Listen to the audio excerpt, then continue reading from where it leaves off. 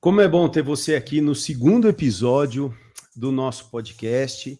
E esse vídeo também, além do podcast, a gente está mandando para as redes sociais da Igreja Apex, vai estar no YouTube também.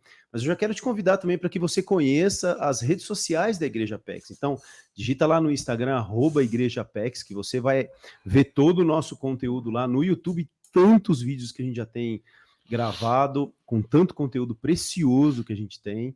E a gente está agora aqui com o Spotify, já tem o primeiro episódio, corre lá. Se você quer entender um pouquinho de onde veio a Igreja Apex, o que quer dizer a Igreja Apex, olha lá o primeiro episódio, ficou sensacional. E eu estou novamente aqui com o pastor Douglas. Bom dia, pastor, tudo bem com você? Bom dia, beleza, Júnior, e você? Tá bem hoje também? Graças a Deus, tudo É em isso ordem. aí, né? Tudo em paz. A gente falou no episódio passado sobre como sair, né, daquilo que é teoria para a prática. E esse é um desafio gigantesco. As pessoas têm coisas nas suas mentes, né? Tem um monte de projetos, e a realidade da vida, muita gente vê isso, né?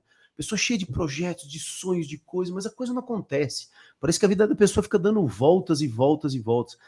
Por que tem esse desafio tão grande em você realmente partir para algo efetivo, para que o comportamento esteja alinhado com aquilo que a pessoa pensa, pastor? Essa é a pergunta de 100 milhões. 100 milhões. Não é nem de 1 milhão, porque 1 milhão hoje qualquer um ganha, é 100 milhões de dólares. Olha, como estudante ávido, vamos dizer assim, da mente humana, do comportamento humano, essa foi uma das áreas que eu trabalhei e trabalho muito forte, a área do comportamento humano. Essa sempre foi uma coisa na minha mente. Como eu posso ajudar as pessoas a pegarem aquilo que elas estão ouvindo e transformarem em prática de forma a obter resultado? Porque esse é o caminho do resultado, né? Eu aprendo algo, eu pratico algo e obtenho o resultado daquilo que está prometido nessa prática. É muito mais simples nessa análise aqui tão básica. Mas é como você disse, um grande desafio. Você tem dois ambientes importantes. Você tem o ambiente da igreja, do ministério, vamos chamar do ambiente espiritual, do reino de Deus aqui na terra, que é o desafio de praticar a palavra. Isso já fazia parte dos desafios da mente de Jesus e dos apóstolos também.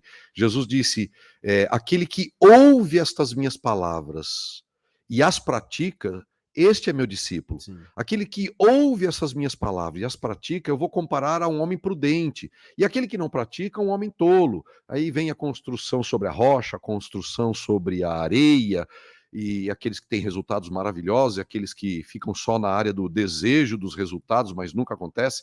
Enfim, essa área é uma área de desafio, até mesmo para Cristo foi um grande desafio. Como fazer para que as pessoas pratiquem isso? Claro que ele, diferente da gente, não tinha o desespero que a gente tem, né? Sim. A angústia que a gente tem de ver as pessoas ouvirem e nunca praticarem, né? Tiago escreveu sobre isso, que a gente tem que ser não somente ouvinte, enganando a nós mesmos da palavra, mas praticantes da palavra.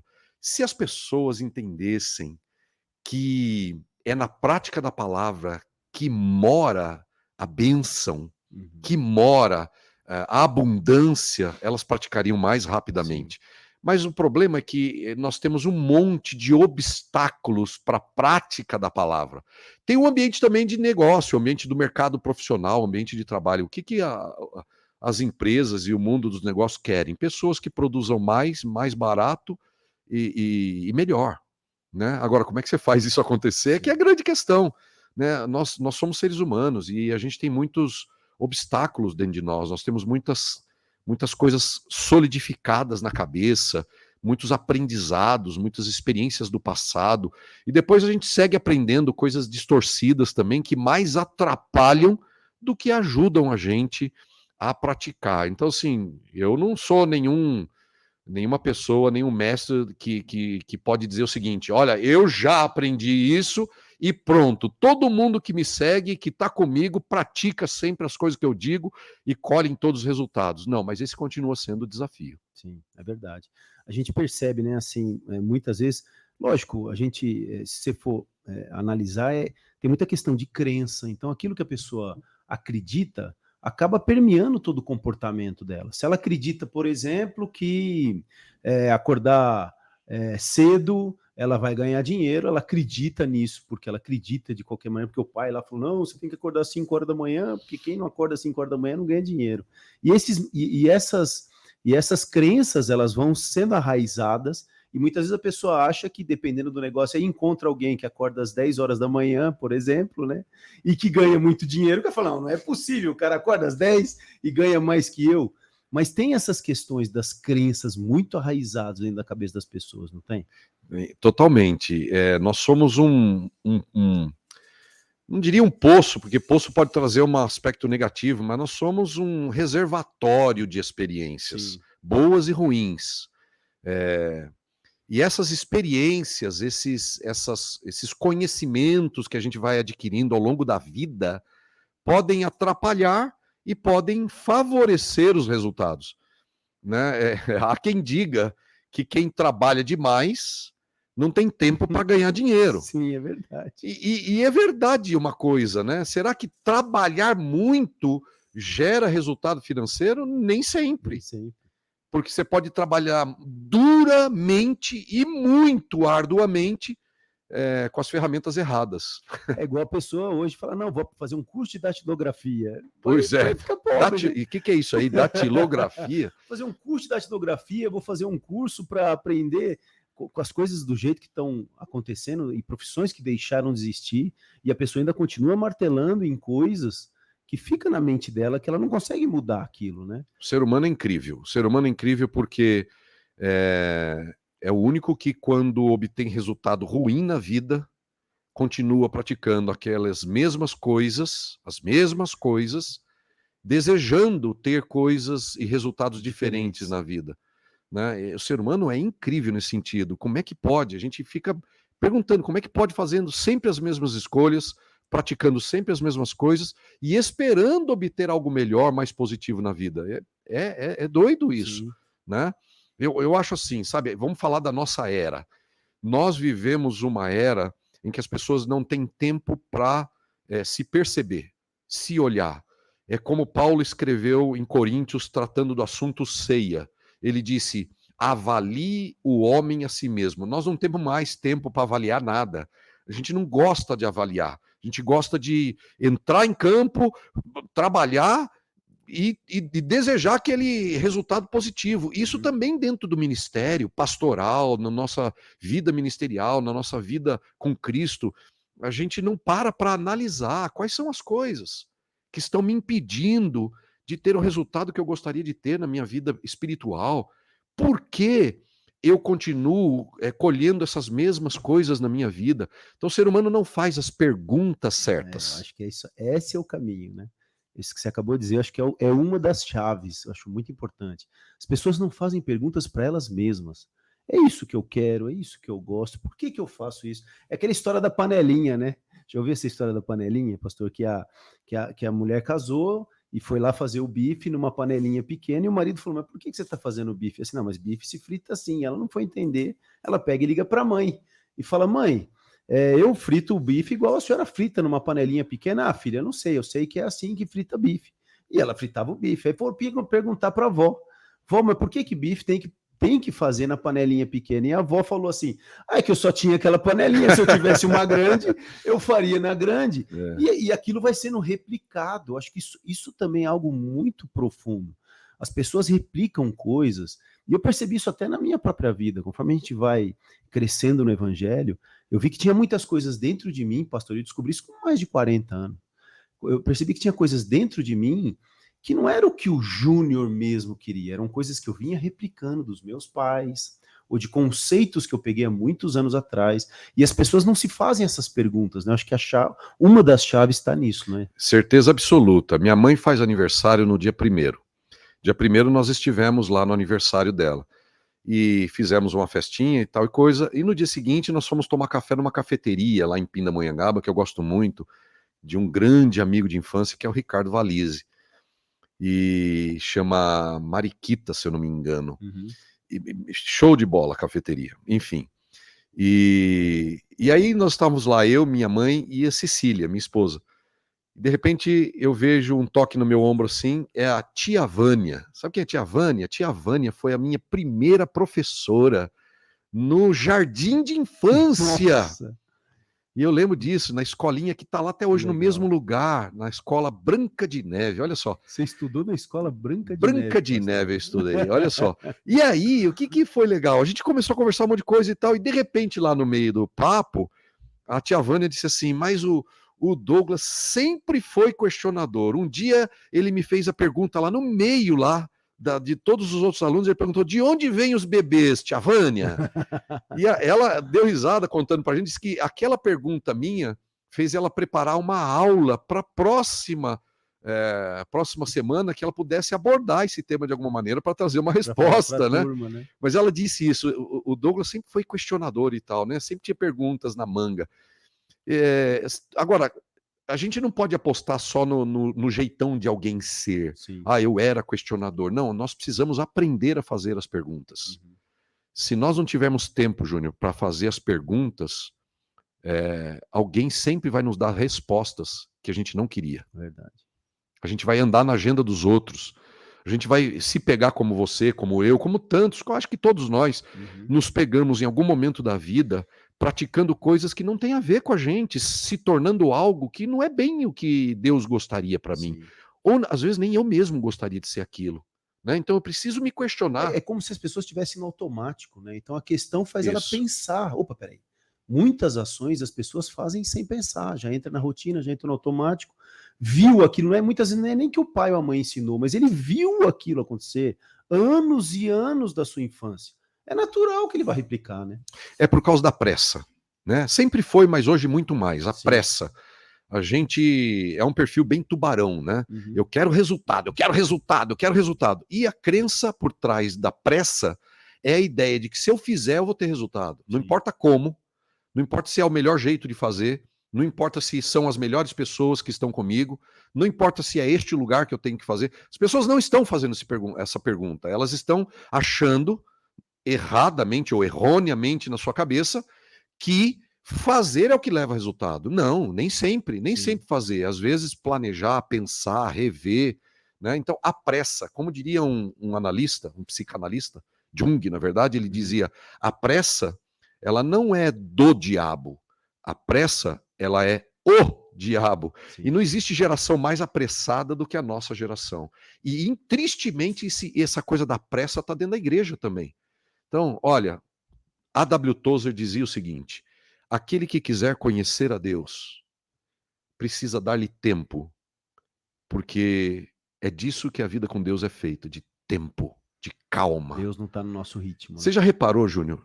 Você que está assistindo isso aqui, você já reparou que o Deus da Bíblia é o Deus do simbolismo da não pressa, do slow, para usar uma palavra moderna? O tempo inteiro o Senhor fala, aguarde, espere. Espera. Aqueles que esperam no Senhor. E os simbolismos? Meu pai é o agricultor e eu sou a videira verdadeira. Você já viu agricultor angustiado depois que jogou a semente no solo, arrancando os cabelos para que a planta brote? Não, ele sabe que tem que esperar. Ainda mais uma videira. Quantos anos demora para uma videira começar a dar o primeiro fruto? Entendeu?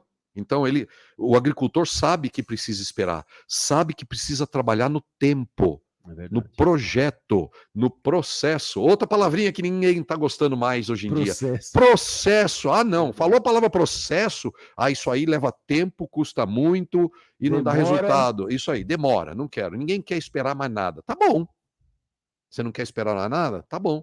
Então você vai ter que refazer e refazer e reaprender até aprender a esperar. É isso mesmo. Eu achei muito interessante um dos, se eu não me engano, não sei se foi o domingo passado ou outro, o senhor pregando a respeito da passagem de Jesus, do cego, se eu não me engano, que o cego falava, filho de Davi, tem misericórdia de mim, filho de Davi, tem misericórdia de mim. E Jesus era o mestre das perguntas, né? Jesus, ele perguntava o tempo todo, e Jesus foi lá e perguntou, o que queres que eu te faça? Então, essas coisas de Jesus também são sensacionais, né? As perguntas que Jesus fazia, a gente lendo o texto fala, mas é meio óbvio. Mas não é bem assim, né? A chave, como Jesus fazia as perguntas, que é extraordinário, né, pastor? Eu acho que tem algo mais extraordinário ainda de Jesus fazer pergunta. Ele faz a pergunta sabendo a resposta. Sim. Ele já sabia o que o... Quem não sabia, quem estava perguntando. Exatamente. Então essa é a pergunta de fato. Por que Deus, sendo onisciente, ele conhece tudo. Como é que ele faz perguntas? E por que ele faz perguntas? Por que ele perguntou para Adão, onde você está? Se ele já sabia, né? Por que ele perguntou para Elias, o que você está fazendo aqui? Por que Jesus perguntou para o cego, o que queres que eu te faça? Por que Jesus perguntou para o coxo, queres ser curado? Por que ele fazia Parece perguntas? meio óbvio, né? Mas não é bem óbvio. Por que Jesus perguntou para Pedro, Pedro, tu me amas? Então, se você observar, Jesus o tempo inteiro faz perguntas sabendo a resposta. Ele faz pergunta não é porque ele quer saber a resposta. Ele faz pergunta para levar o homem a pensar. Nós precisamos voltar a pensar. Essa é a ferramenta mais poderosa que Deus deu a nós para crescermos no plano dele para a nossa vida. Fazer perguntas. Acredite, a gente ouve pouca resposta de Deus porque a gente desaprendeu a fazer perguntas para o Senhor. O nosso Deus não é um Deus que não gosta de perguntas. As pessoas têm essa coisa na cabeça também, né? Um Deus, a gente só pode adorar, falar, e eu não posso fazer perguntas para Deus. E a Bíblia diz, arrazoemos, né? Deus quer ser questionado, ele quer ser provocado, porque nessa provocação é onde há o relacionamento, na verdade, né? Olha, vamos lá, vamos esclarecer quem é Deus. Deus não é um sujeitinho magoável, egocêntrico, que tem medo de confrontação, tem medo de pergunta. Nenhuma pergunta vai ofender Deus, nem aquela mais absurda das absurdas. Eu pergunto, por acaso Jesus ficou bronqueado com Tomé, quando ele disse... Se eu não vir os sinais dos cravos, eu de modo nenhum crerei. Jesus ficou magoado com Tomé? Jesus recriminou Tomé? De maneira nenhuma. Ele apresentou-se a Tomé e disse assim, põe a mão aqui. E depois usou isso para ensinar ele, Tomé e todos. Porque você viu, você creu, feliz aqueles que não viram e creram. Né? Então, agora, olha só, vamos olhar do aspecto positivo, do lado positivo que Tomé tinha no coração. Eu quero ver os sinais. Qual é o aspecto positivo disso? Todo mundo marreta Tomé dizendo, era um incrédulo, é um cara da ciência, né, a briga da fé contra a ciência, a fé não tem nenhuma briga com a ciência. Deus não tem nenhuma briga com a ciência, porque Deus criou a ciência. Ele é o primeiro cientista que existiu no universo, ele é cientista. Ele é tudo, tudo. Então ele não tem briga nenhuma. Deus tem medo da ciência, até parece. Ele que criou, né? Pelo contrário, quando alguém vem com ciência, ele se mostra um Deus que entende de ciência. Então, olhando do aspecto positivo, olha só, ele chegou para Tomé e disse assim, Tomé, você quer ver, né? Você quer tocar. Tudo bem, então toca. Tá aqui, toca. Se ele tivesse bronqueado, ele não ia deixar Tomé tocar.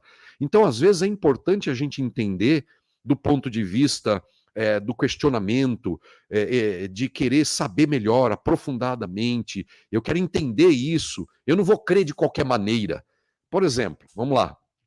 Tem um texto em Atos, capítulo 11, verso 17.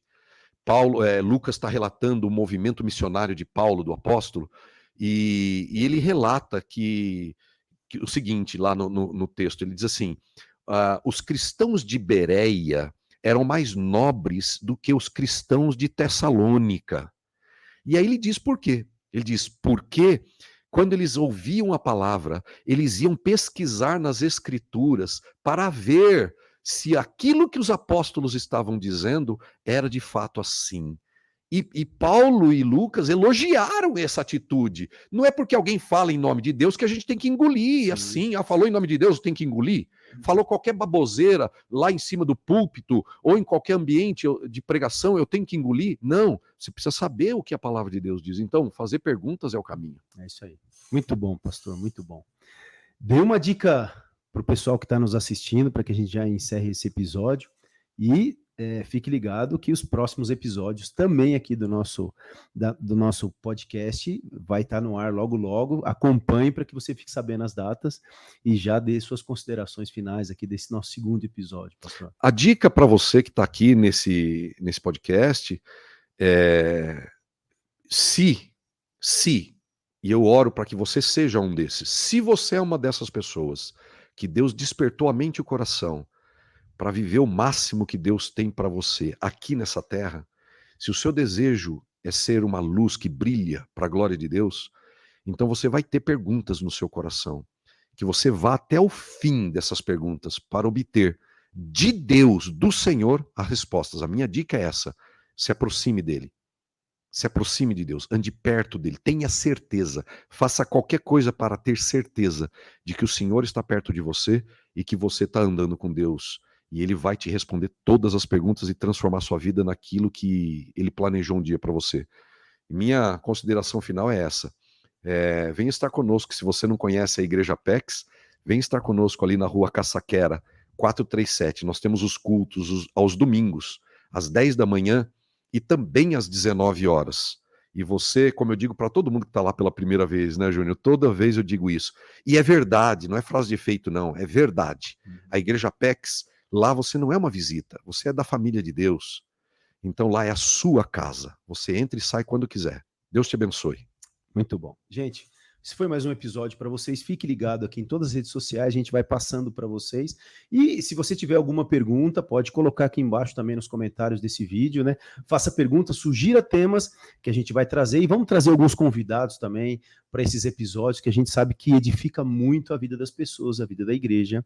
E a gente quer agradecer você que esteve aqui com a gente e até o próximo episódio.